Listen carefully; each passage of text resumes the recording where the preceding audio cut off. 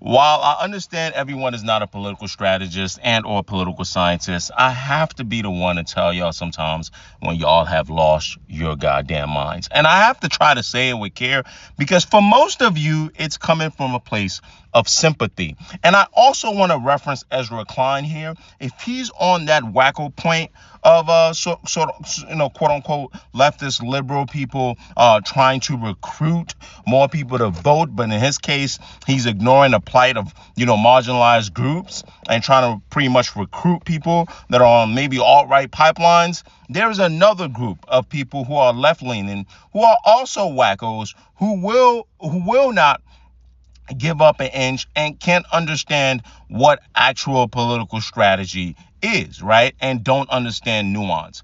And let me really kind of lay this out for you. Zohran Mamdani, if you don't know, is running for mayor of New York City, okay? And part of, some of the detractors have pointed out, other than, pointing out that he's a communist or he's a socialist, they really use his stance about Israel as a point that they want to attack, right? And I think Zohran, in some cases, has been pretty smart at saying, hey, I'm running to be mayor. I may not agree with what Israel as a state is doing, but I'm here to represent Jewish Americans that would live in New York City. Now, other people point out other things that he may not have said, or maybe his supporters have said, and they want him to denounce that, etc. But anyway, Zohran yesterday made a statement on October 7th, right?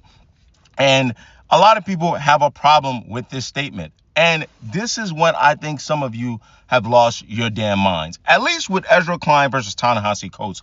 Ta-Nehisi Coates is not running to be a politician. And Ta-Nehisi Coates speaks from his perspective, not only as a writer, but as a black person in America, and gives you some insight on that.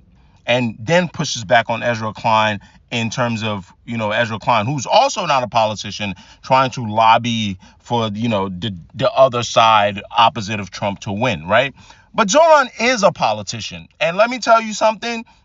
Democratic socialists or not, you better be able to play the game. And on top of maybe playing the game, I think this is actually pretty consistent, in my opinion, with the things that Zohran has said. And now let me actually opine from a different end and how I see Zohran in this statement, right? So when we talk about October 7th and what it means for people, Jewish Americans and Israelis, for them, they kind of, use that in comparison and try to get you to understand. They use that neck and neck with 9/11, right? And I know some of you guys are too young to remember this, but I remember 9/11. And I will tell you this. On 9/11, 2 years after 9/11, you trying to come in with your radical ideologies and talk to Americans about things before 9/11, that was a hard sell. That's just a fact. If the comparison is there, I'm just trying to tell you that is a hard sell.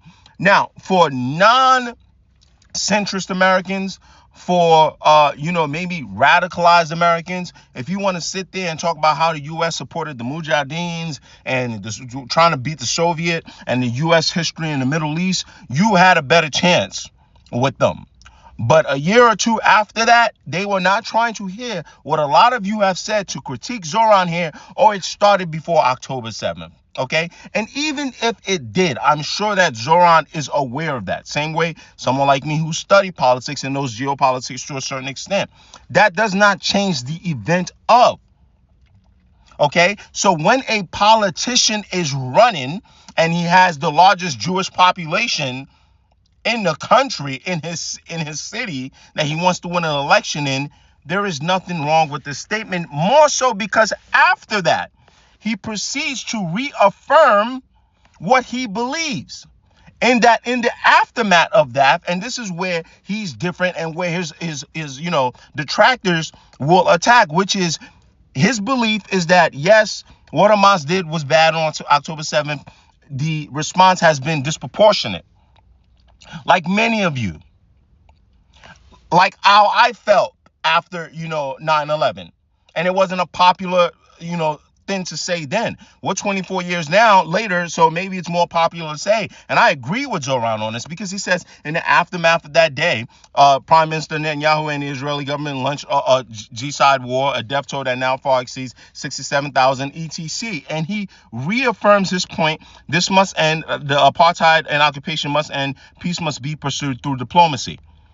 I'm telling you right now, it's insane to watch people from the left attack Zohran on this issue when I'm quite sure for many Israeli Americans and maybe some Jewish Americans in New York, this actually to them is extreme. It's radical.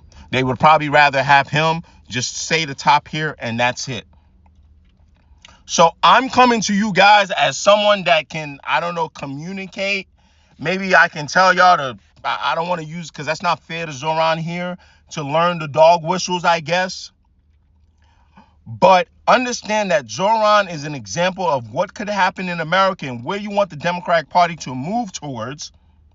And you need, or you should prefer his election to succeed in the city of New York, one of the bluest cities in the country. And if you can't elect him, but would rather either elect, Cuomo or sabotage his, his electoral process to get Cuomo in there, and you're not even from the city of New York, nor are you adjacent, just understand what you're doing to the rest of America. And if this is his quote unquote weak point, whether it's from people, from the right or the left, if this is quote unquote his weak point, I think we have to be very careful that we're using a geopolitical issue to gauge how good somebody can be as a mayor of a city in America. I hope I have said this well, but I do think there is something that people like Ezra Klein share, and there's something that people that are on the far left and are looking to critique Zohran for every little thing. If he gives up an inch, you think that's, I don't know, maybe also I'm trying to have some empathy. Maybe this is coming from y'all and politicians betraying you. Well, guess what? This shit is like love, Nick. Politicians gonna betray you. You gotta wake up every day, try to choose. You gonna date, the girl end up being a POS, you gotta wake up, dump her, go choose a new one. You don't like the system, I don't either. But what would you rather have? A girl like your last ex, like Cuomo, Eric Adams, two peas in a pod, or you want to try something new? Okay, I hope I've explained this well. As someone, I think I'm closer to Zohran's perspective. I think colonialism is something that I'm not fond of. I think, same way with extremism. I think war is something I'm not fond of. I think I'm closer. I don't think I'm exactly Zohran, but I'm closer to his line of thinking when it comes to geopolitics, and I want peace. But just use the 9/11 comp. For a lot of people, a year, just go, if some of you are too young, because I know it's 24, just go look up America after 9/11, right? And again, you're also talking about a group of people who see that state as integral to their survival. That's the piece that's a little different than at least in America, even though I still think politicians push that on Americans as well. There's a lot of nuance to this shit. It gets a lot more complicated.